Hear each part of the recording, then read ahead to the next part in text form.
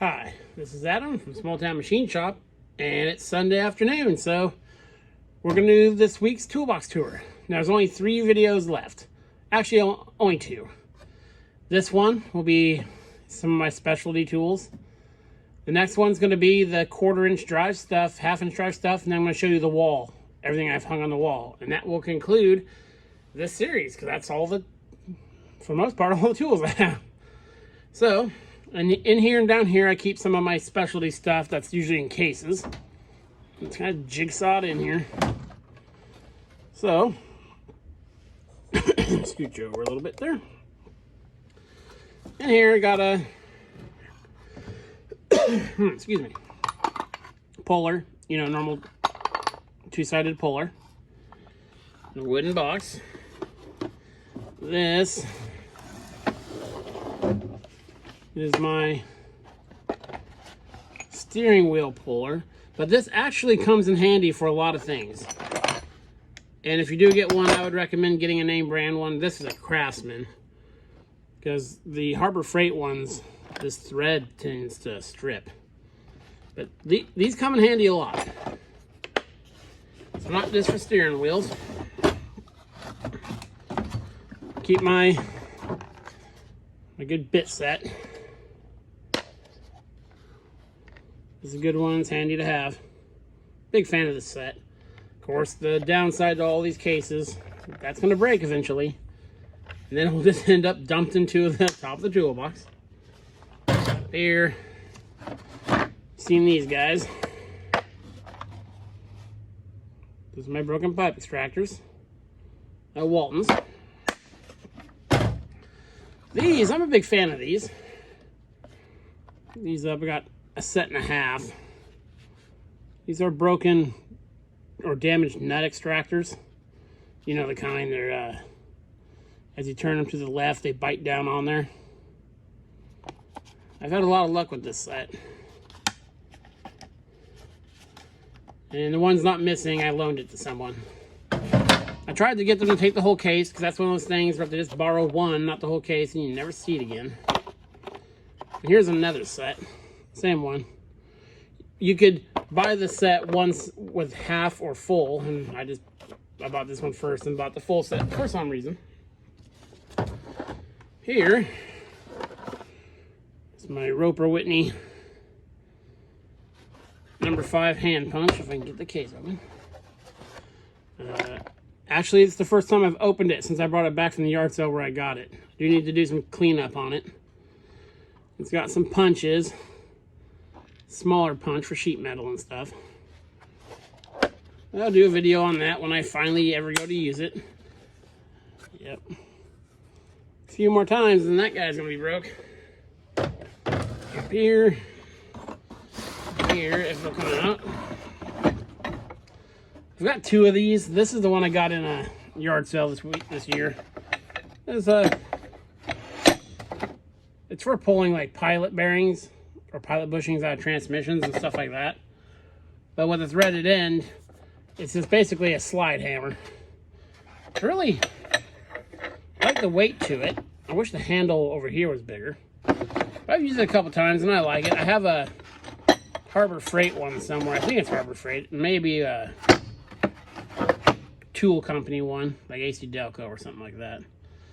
That guy comes in handy too. And the tabs are already broken, that guy. A lot of these specialty tools are going to move to that shelf I installed on the wall. All the stuff that's in plastic cases. So let me see, that one there. This goes here. But you there, and you there. You there. Down. And down. Okay, that's what's in there. Down below, zoom in. It's where I keep my beam type, and I don't just throw these in here, so don't worry. My beam type torque wrenches. Now these last 2 you saw me get in the last auction, those tags on them were military calibration dates. And this is my big 1/2 inch, this was the one first torque wrench I ever got. And this one is good on. These ones are good on. I tested them with my 2 other torque wrenches, and you know, they're right there. I like a beam type torque wrench. They're not fancy and digital. I don't even know if I have a digital. No, I don't. Okay, I got my big 3-jaw gear puller.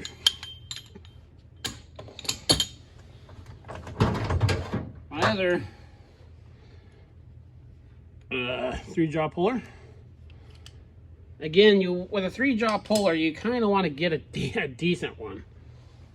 Here's extras, a couple of these in here. These generic tap sets. This one's from Japan. This one has a couple of screw extractors. I keep these 2 sets here. An SAE and a metric one. And the only thing I use these sets for is chasing threads and bolts. So that way I don't have chasers. That way I don't use up my good taps.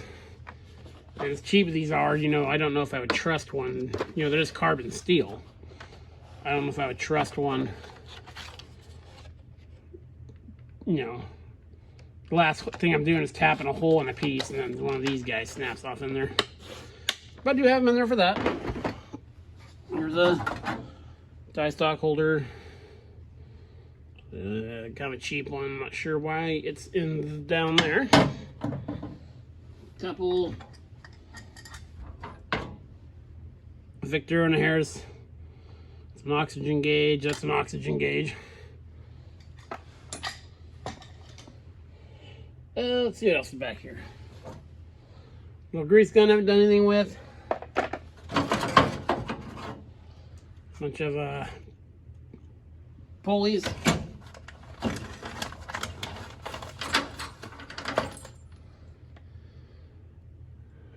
This stuff's for more of it down here.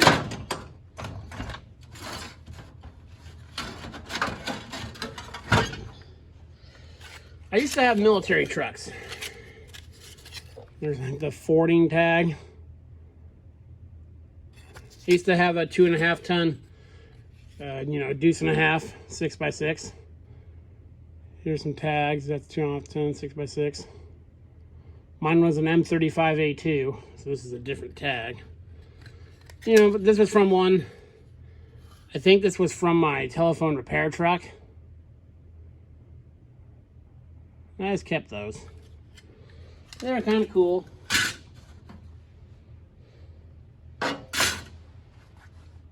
There's my pipe bender for like brake lines and stuff like that. This actually works pretty good. The last thing I have down in here, but be careful, it's open. Is my other pipe bending. This is all my pipe, so my smaller pipe cutters, and my flaring tool and stuff like that. So I do a lot of copper tube flaring for piloting on control valves. So yeah, look back real quick.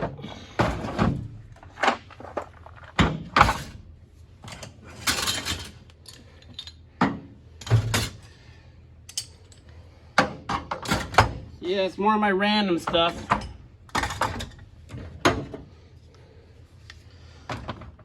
I never had the door. The door's on here, but it doesn't work. I do need to get a bigger toolbox.